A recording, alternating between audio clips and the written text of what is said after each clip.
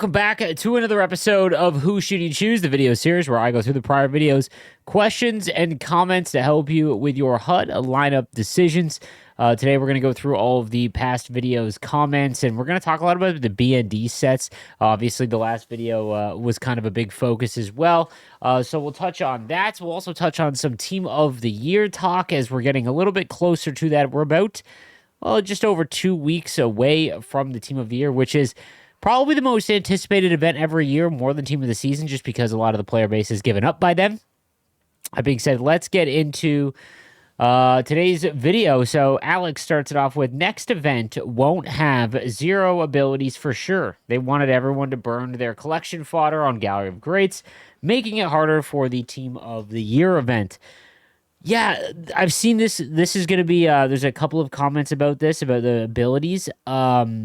I'm very curious to see what happens with the 2000s event. So the new HUT 2000s event is coming out on Friday. They've already announced that. And I think that they've painted themselves into a corner because the Gallery of Greats event, in terms of just in a vacuum stacked up against other events, it's not even close. It was one of the best events maybe they've ever done, just in terms of the value of the cards you got. And all of the MSPs were so close in rating. It was so hard to decide. And, all in all, it was a very good event. Now, it also had other impacts. Like, it really hammered the power-up icon values, and team builders are completely pointless. So, I don't know if I would love it.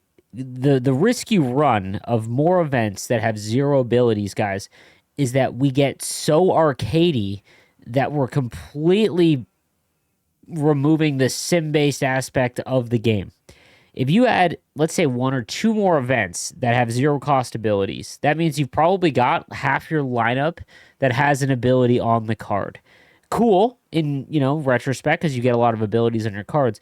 But, I don't love the fact that you can just kind of sauce one. Like, in terms of, playing hockey, Heat Seeker is not a good ability. Like, you being able to just cleanly wrist a puck in from way far out. Not really what happens in real life. But it's fun in the video game, and I think that what we'll end up with is just everyone having abilities, and I don't know if that's good for the game. So we'll see. I think it's a big issue, because what's going to happen on Friday is if they don't have 0 abilities, right, then it's not going to be able to follow up the Gallery of Greats event very well. Also, on top of that, if they are the same overalls and at 89, then they definitely we're in for a rough event. Like, it's just stacked up to be disappointing. However, it is the last event before Team of the Year, so they're going to have to try something to get us to burn all of our collection. The next event will stack up fine. They're going to be the new abilities, I bet. So again, half the community thinks that all the events going forward are going to have 0 cost abilities. I'd love to know what you guys think. I don't know if I'd love that.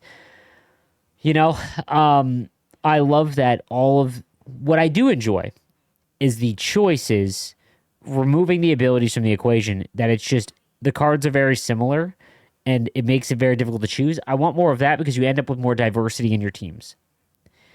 Reese says, with Team of the Year coming, do you think it'd be worth it doing the 3x82 trade-in to get as many 84s as possible, or just keep the 82? Oh, do you mean the exchanges? I haven't even thought about that. I mean, it really wouldn't matter. You could just wait and see. I don't think you need to rush out and make that decision right now. You can just wait and see. Yo, Sleeves, just wanted to slip a big thanks in for the honest review on the comedy duo of Gallery Greats Brett Hall and Ray Bork. What an absolute riot. I don't think I've laughed this hard playing the game all year. I truly enjoy swinging the sticks with a giant smile on my face when Brett dots one in the near side corner on goalie with nothing more than a flick of the right stick. Then Ray tosses one in from the blue line where the goalie ends up on his rear and struggling to get back up. Who's there to punch with the punchline? Our buddy Brett hammering in the rebound. Absolute comedy. Makes the game so enjoyable. Fast skating be damned if the wife has to come in and ask what's so funny with NHL 25 on the TV. It's funny you hear this, right? Because there's going to be a lot of players. This is why I say that you're never going to get an NHL video game where 80% of the community agrees that the gameplay is good. You just won't. Because I guarantee there's a lot of people in the comments already halfway through that comment complaining. And but it's fun. When you take the need for just the, if someone scores on you with these cards, you're upset. It's not real hockey. This is glitchy, dumb, all of that. Totally understand. it's not as serious. And sometimes when I think about video games, man, now maybe it's because I'm getting older, I enjoy the less serious. But I also can appreciate the fact that when you play a sports game, you want it to emulate the sport as close as possible. And if we're being honest, ever since NHL 22, we've gotten further and further away from real hockey. NHL 22 was probably the closest we'll ever get to real hockey. And I remember back then it wasn't enjoyable by everyone because when you have no separator and it comes to a hockey video game in terms of like the mechanics and things you do, what you end up with is waiting for a goal to just kind of fall in, right? And from a video game standpoint, you don't want that. In hockey, it happens all the time. So I'm glad that you're having fun, man. Like I said, my playing wild card was actually enjoyable this week to the point where I was like, oh, I ran out of games. And I don't know if I've had that all year. I said that throughout the whole year that Wildcard needs to give us the ability to try out all the MSPs. And they didn't do all of them, but they allowed us to use a lot. And God, it was enjoyable. It just was. You know, Leonard owners, does your checking boost synergy count towards the team? I've noticed that mine does not. There's a one next to the power shooting boost, but not checking boost. I will throw this in the Game Changer chat and take a look. That's going to need to get addressed. So I will put that in the Game Changer chat and see if we can get that fixed. Hi from Sweden. Lineup question. I have enough 86s to do 2 more MSPs from this event. I have a pretty stacked team, I think, so I don't know if it's worth to trade in 10 86s when Team of the Year is coming up soon. The downside, like everyone else, is the lack of right-handed players, as you see. Should I make Hull and Blake or wait for the upcoming events? He's got McDavid, Dvorsky, Shala, Gretzky, Sakic, Kucherov, Barzal. Oh, wow, you're playing lefties on the left. Thornton, Backstrom. Okay, so the 89 Kreider. I don't even remember that card. And Hutchamps Leclaire. Oh, my God, and you have Sundin and Barzal. Okay, you got to put Sundin at center. He has free goal quick draw. You're wasting him there. Oh, I don't know what you do. Like, Backstrom comes out. Leclaire comes out.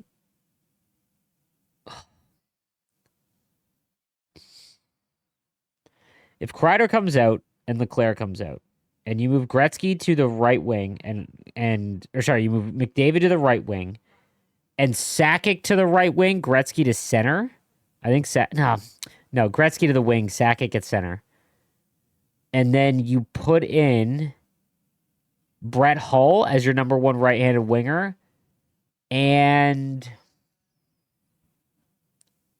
maybe just get rid of Leclaire for now. You got to get Sundin on center. You do need right-handed wingers, though, bro. I wouldn't worry about Blake. You're fine, but you really got to get Brett Hull, in my opinion. This is lineup question. Deciding who to make or if I should make Yzerman or Messier. Also, if I should make Coffee or Blake, he's got Hull, Barkov, McDavid, Suzuki, Kucherov, Barzal. Okay, so you're missing an elite center. Like, these are all good centers, like very good, but you definitely want to come away with this event for Yzerman or Messier. I can't give you a personal review because I haven't made. I'm gonna make Yzerman. I think that Messier probably could be better right now. I just think that Yzerman, because he's got gold quick draw, like that's that's really the tiebreak for me. So I would definitely go with Yzerman, Messier. Whoever you think you'll enjoy more. I'm going to make them very shortly, so if you want to wait for my video, it'll probably come out Thursday, my No Money Spent video. It'll be a review of them, essentially. But for sure, Yzerman or Messier. And then on defense,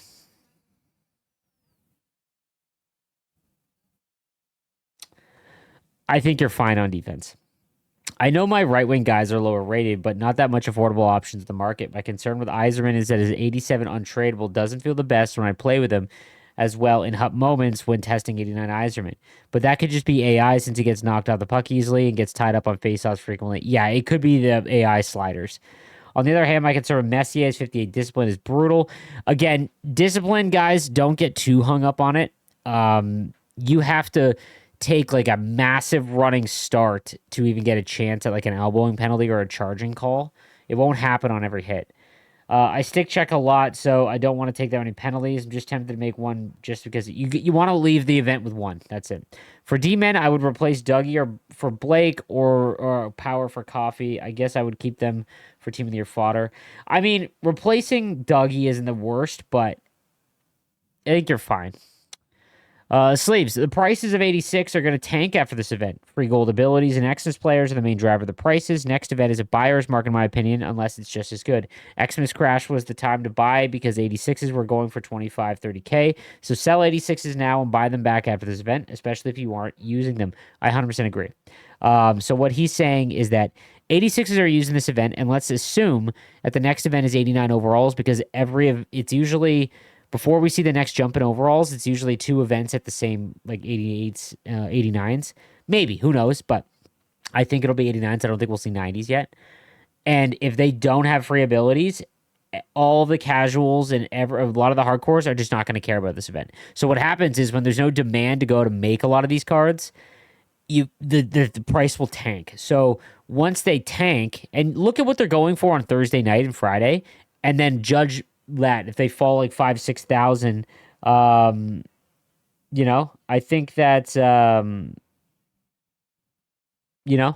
think that'd be interesting. So I would definitely follow this. I expect this to happen, to be honest with you. I hope they keep making quick fantasy events that are going on for like 1 to 2 weeks, just like the World Juniors. Only difference now, though, should be that the sets expire before the event starts. 100% agree.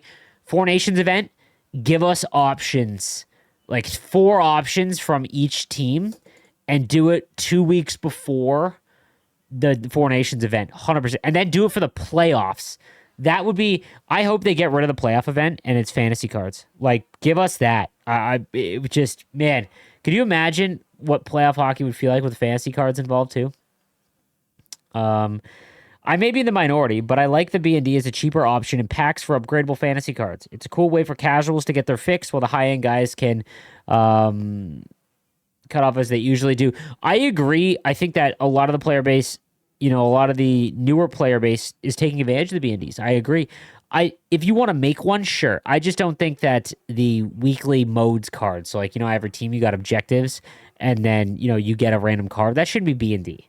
No, because if we don't like the Dallas Stars, why do I care about getting Yulia Labushkin, On top of that, they just need to fix the sets, I think. Like, allow us to hide them. Get them out of the way. That's what I really think needs to happen. But moreover, like, when you make a team builder, you shouldn't lose both of the 86s when you make an 89. You should get one back B&D. Sleeves, a lot of question. I haven't made a Frozen Forces MSP yet. I plan on making one. And I also plan on making 2 Gala of Greats. I would like your advice on who to choose.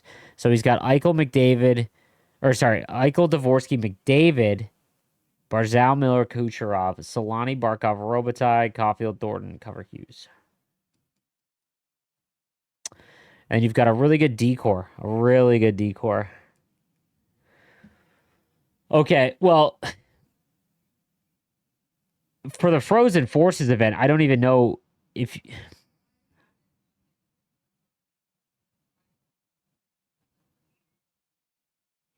The Frozen Forces event would literally just be Werenski to replace Walman.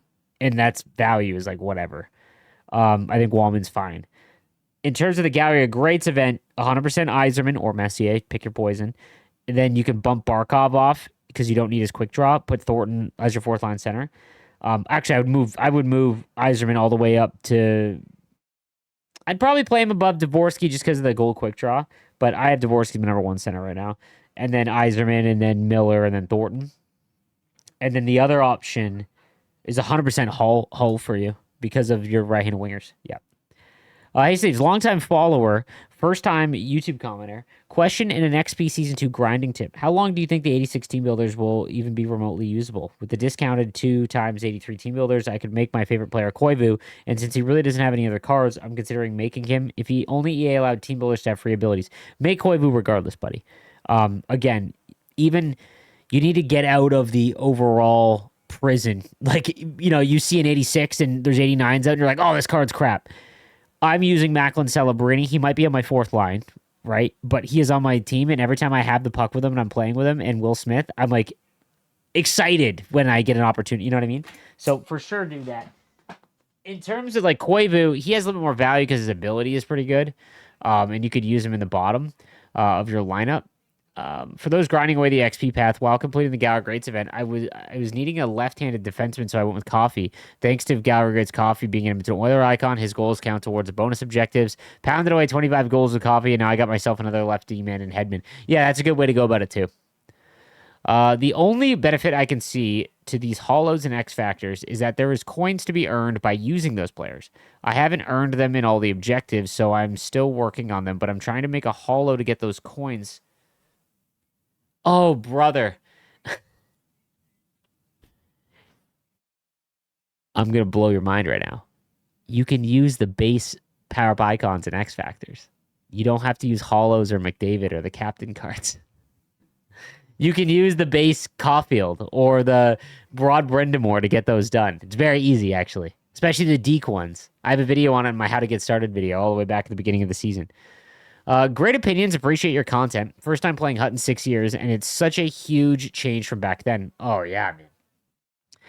I really would like Waugh to be upgraded to the status of Hasek and Flower. I spent so much time in coins getting him, and at 86, he seems not to be usable like he was in the first month of the game having him. I think Gallagher Greats made his card useless when I thought he would be an elite each month. My lineup is McKenna, Dvorsky, Shala, Bedard, McDavid, Lindros, Thornton, Howard, Chuck, Waugh, and some 87 Golder. I chased 5 synergies to max with this team. It's tough, man. I agree with, the way that they're handling upgrades to power icons. It is unfortunate because you're just kind of at the mercy. You have no idea when they're going to get an upgrade. The blanket +1 overall every month is boring, but I think it's the right way to do power up icons. I do. Slaves, curious what your advice would be for a new player regarding past moments. How far back is it worth going? Been playing a week and managed to get Hull from the Gallery Greats and may even be able to get another. I feel fairly caught up with the current content as I just missed the World Junior Fantasy event, so wondering if I should just grind Rivals Wildcard until the next event starts or go back and do some old moments. Love the channel. Look no further for my HUT content. I appreciate that, man. So what I would do is moments should be used. Go through all of the moments. So here's what I would use the moments for. A new event comes out or an event comes out and it's like trade in 82 overalls for an 84, right? For that event item, right? Go and look through all the moments and then find the 82s, right? The big one is making X Factors or, power-up icons, I think would be a bit easier. So you can make a ton of power-up icons by doing all of the team builder moments because those give you 77 overall team builder items or player items. I wouldn't make team builders with them. I would throw them into a hologram and you would get pretty close to, you would knock off a bunch of the power-up icons. But that's really what I would use them for. Just new event comes out, go and take a look at all the moments available to you and can you earn any? And that's how I would do it. So what's brewing, Sleeves? Hope your holiday was a blast and your plans didn't go up in flames. They did not. I had a great holiday. Before the total chaos of Team of the Year begins, I'm sharing my lineup. Take a gander and tell me where I've gone wrong or what changes I need to make to not get destroyed. Here's my squad. Hull, Yzerman, McDavid, Laura Stacey, Miller, Kucherov, Marner, Terrence, Tavares, Barzal, Pedersen, Connor. Your defense is ASB and Hedman, Montour and Hughes, McCarr and Sider, Luongo and Swayman. As always, appreciate your content is pure gold, never gets old. PS is my first year hyper-focus on HUT, so go easy on me. The only thing I can see here, man, is that you went after Luongo and Swayman. Goaltenders, guys, like, they are so far the last thing I would worry about. And, like, Luongo probably costs you close to $1 million coins to make. If it is the power-up icon, it might not be the hologram, it might be I don't know what the other one is, the Protect the Net one. If it's the hologram, that's expensive. I would have invested in something else, like Gretzky, for example. But other than that, man, you've got a really good team for your first year of grinding. Like, I don't see anything that's, you might want to get another defenseman, but even Sider is good, as your fourth, or maybe, or Makar. I don't know what Makar you have, but I would definitely, if there is a player to go after, you might want to go out and get, like, Blake as another really good right-handed defenseman. Personally, I feel like the cards that have zero cost ability should be reserved for Supercharge X Factors and the Hollows, along with Ultimate MSPs like the Hughes Brothers in the CA event. I don't disagree, but I can't argue that I've really loved the event because all of these MSPs are so cool. The one thing that we could have is every few events they do these ones where you trade in 2 MSPs for like McDavid or Kucherov or something that's +1 overall. So like the next gen event was Barzal and Kaprizov. That's such a bad value, a terrible value. Trading in 2 MSPs for a 1 overall higher. If those had free abilities, however, little bit more even odds. So that would probably be what I recommend. That's going to do it for this episode of Who Should You Choose? Again, be sure to check out my live streams on Twitch, twitch.tv/NoSleeves12. The link is down below. Every afternoon, we play until the content, and if there is no content, I'm usually playing Tarkov or just doing the chores on NHL. And then I also stream in the morning covering all the night's NHL action from the night before. I'll see you guys next time. Have a good one.